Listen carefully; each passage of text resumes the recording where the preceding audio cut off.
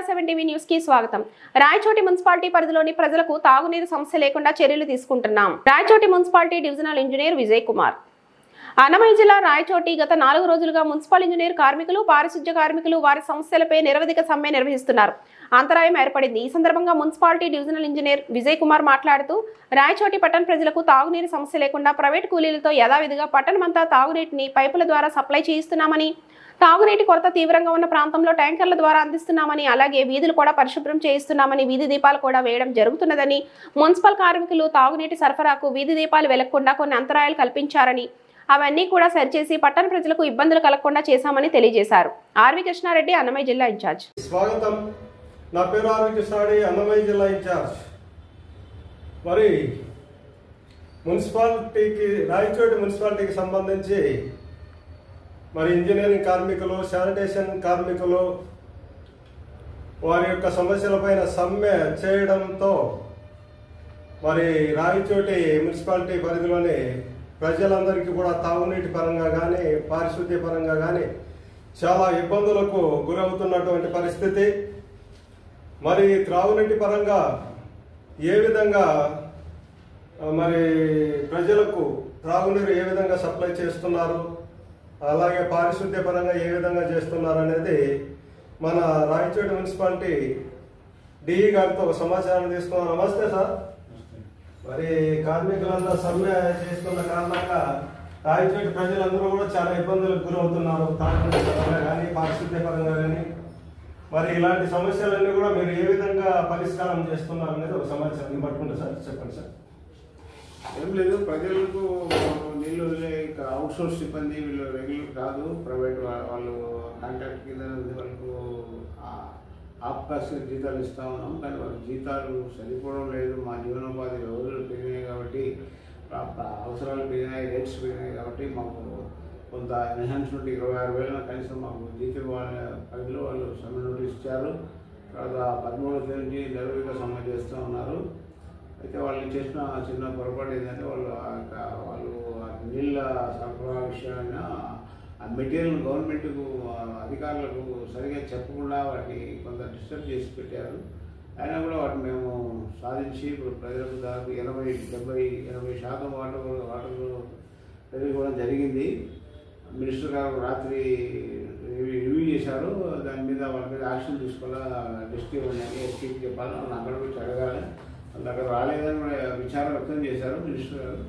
కాబట్టి వాళ్ళు మినిస్టర్ను సంప్రదించి ఇక్కడ గౌరవ మినిస్టర్ కాన్స్టిట్యూన్సీలో ఆయన కలవకపోవడం విచారకరమది. వాళ్ళు కలవాలి, కలవకుండా రైట్ స్ట్రైక్ చేస్తున్నామని చెప్పడం కూడా అది న్యాయమైనది కాదు వాళ్ళు చేసింది. అయితే ప్రజలకు ప్రాణాలను కాపాడాల్సిన జీవనోపాధి అయిన వాటర్ సప్లైని డిస్టర్బ్ చేయడం చాలా విచారం.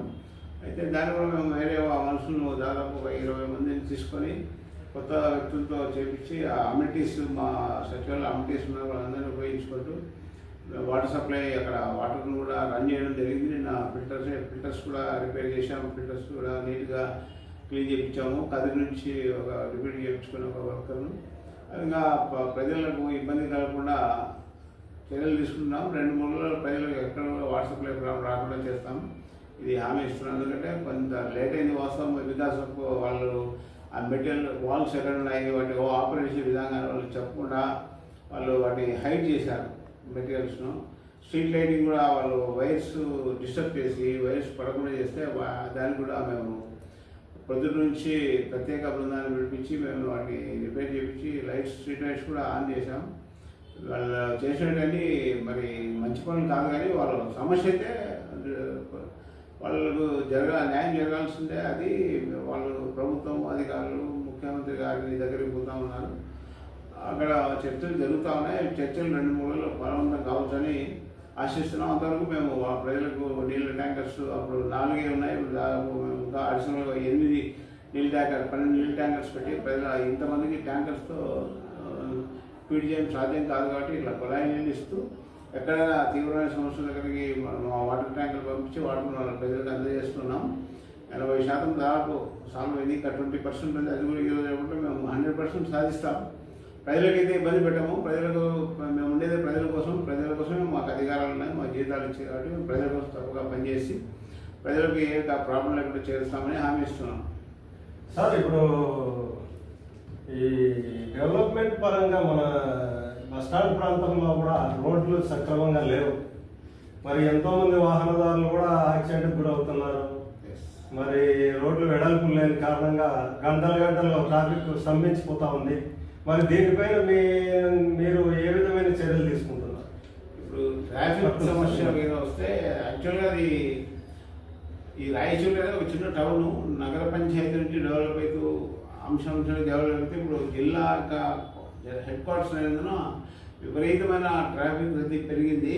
దాన్ని పోలీసు వారితో నేను కొత్తగా వచ్చాను కనుక పోలీసు అధికారులతో కలిసి దాన్ని ట్రాఫిక్ సమస్యను తగ్గించడానికి, లేకపోతే అక్కడ అంత ట్రాఫిక్ గంటలుగా ప్రజలు ఇబ్బంది పడకుండా వన్ వే అట్లా చేసేసి దానికి ఒక ప్లాన్ ఆఫ్ యాక్షన్ తీసుకొని ఈ మంత్ ఎండింగ్ కన్నా కూడా దాన్ని మేము కూడా సరి చేస్తామని మీకు తెలియజేస్తాము.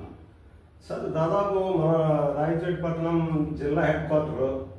మరి ఈ హెడ్ క్వార్టర్లో సరిగా రోడ్లు కూడా సక్రమంగా లేవు, అలాగే డ్రైనేజీ వ్యవస్థ కూడా సక్రమంగా లేదు. మరి వీటన్నిటిపైన కూడా సుందరీకరణ కానీ ఇవన్నీ కూడా ఎప్పుడు మీరు చేయగలుగుతారు సార్?